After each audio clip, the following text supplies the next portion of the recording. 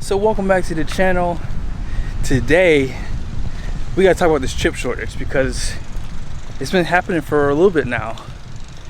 And I'm at one of my biggest dealerships. Beautiful Saturday. It's not raining, which I love.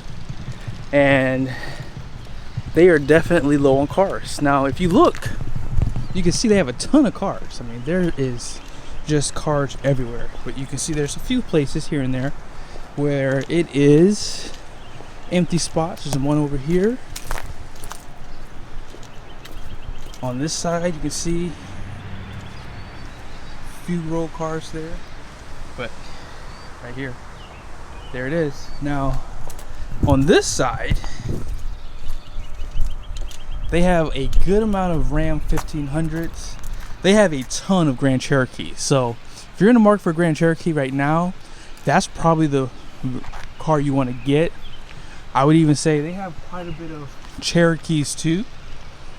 Wranglers are kind of sort of high on volume, but Grand Cherokee, you're going to get a good deal on Grand Cherokee right now. They have a lot of Grand Cherokees over here.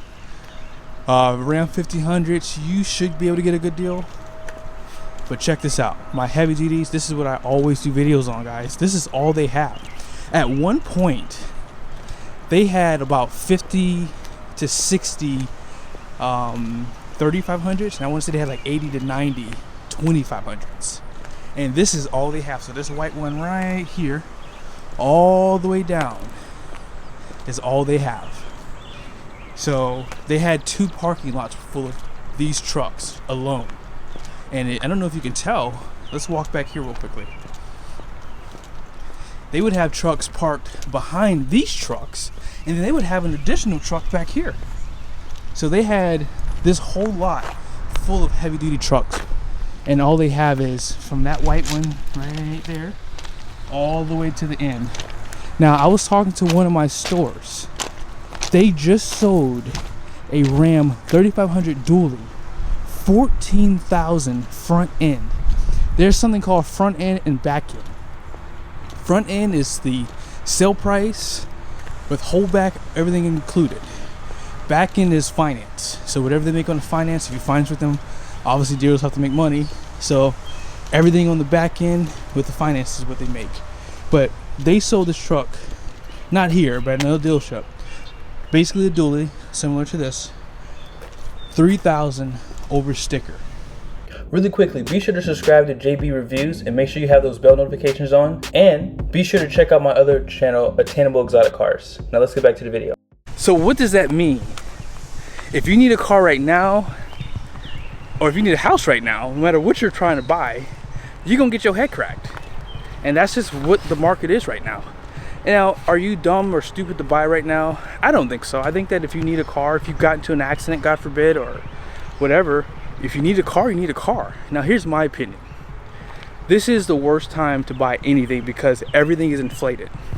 So if you're looking for a car, you're gonna have to find something that they have a lot of in stock. That's the way you're gonna get a better deal. Because as you come on the lot, if they have this many heavy duty trucks, this is not a lot for a dealership this size. So you're gonna pay more for these cars. Now I do know that they're probably gonna change their pricing soon. So they're probably gonna be over sticker price too, because this is all they have. And they haven't gotten anything else at the dealership. So Criswell's probably gonna change their policy too, where these are gonna be $3,000 over sticker. But if you're looking at Cherokees, you have a little bit of room to negotiate. So they have quite a few here. So you might be able to get a good deal on the Cherokee and on the Grand Cherokee until this supply runs low. Once it runs low, you're on your own. But if I was buying a car right now, I would lease. And here's why. I'm a huge fan of Dave Ramsey before I answer this question. So he talks about fleecing your car. And I agree with him. The best way to buy any auto is paying cash. But the reason why I would lease is because if you lease a car from a manufacturer like this, they have banks like Chrysler Capital, which is the captive bank, is going to allow a closed-ended lease. And that's the kind of lease you want to do. You don't want to do no open-ended lease. You want to do a closed-ended lease. So they have something called track lease. You don't want that either unless you're a business owner and you have a good CPA. But If you want to buy a car right now, you're going to pay sticker or over. Therefore, when it's time to go trade that car in, depreciation is going to be really high. And the way leasing works is, leasing is going to give you a residual value. That residual value is stuck until the day the lease maturity hits. So in 3 years, if you decide to lease the car for that long, you literally have a predetermined value for that car.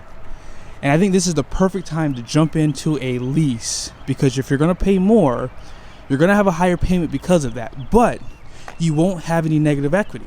Let me break it down to you on this level.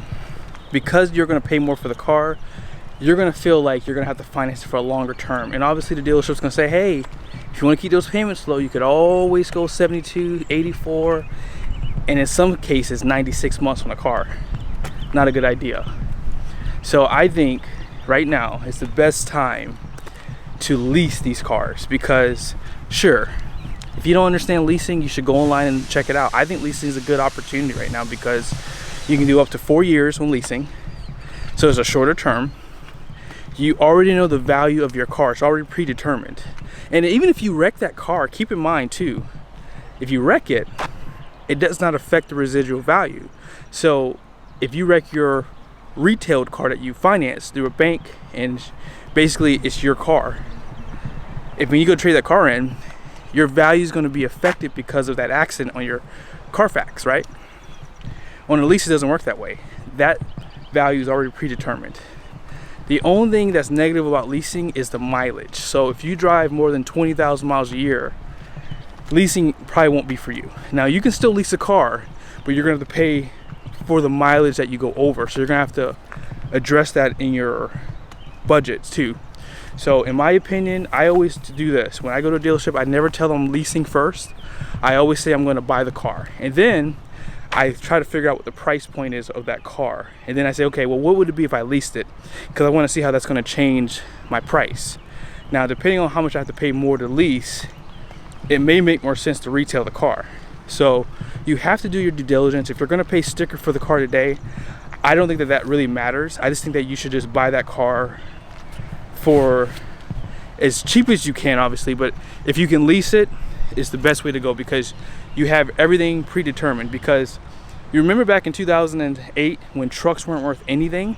If the lease said your truck in 3 years is going to be worth $35,000, well, remember the people who leased their car back in 2005, that truck was predetermined to be worth $35,000.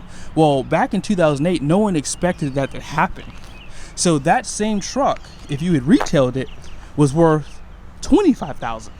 So at the end of that lease, if you decide you didn't want to buy that truck and you didn't destroy it, all you'd have to do is figure out, okay, they're going to do a estimate of any kind of wear and tear.